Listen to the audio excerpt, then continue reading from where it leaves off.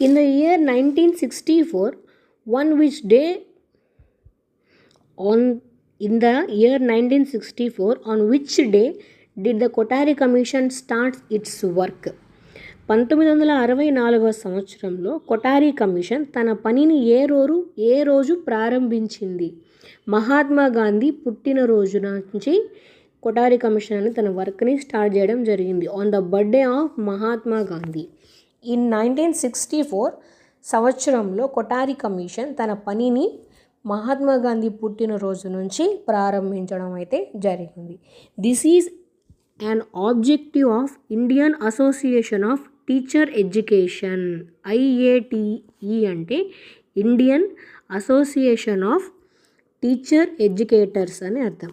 So వీటిలో Indian association of teacher education యొక్క లక్ష్యం ఏమిటి?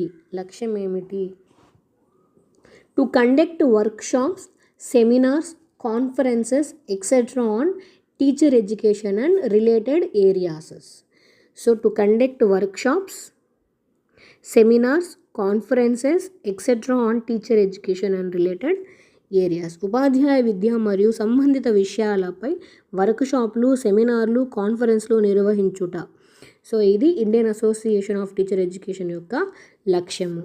నెక్స్ట్ క్వశ్చన్ చూద్దాం.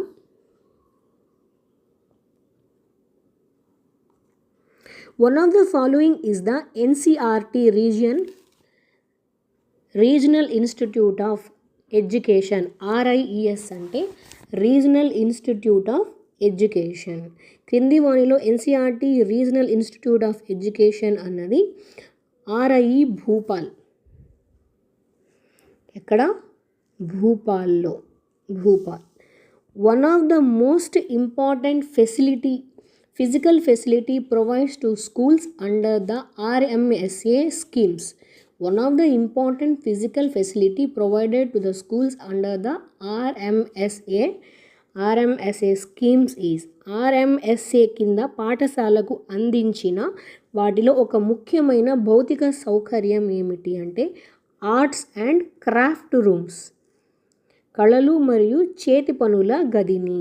సో ఈ ఆర్ఎమ్స్ పాఠశాలకు అందించింది ఏంటంటే కళలు మరియు చేతి పనుల గదిని. వాటి యొక్క ముఖ్యమైన భౌతిక సౌకర్యం, the physical ability provided to schools under the RMSA scheme is art and craft rooms. Next question.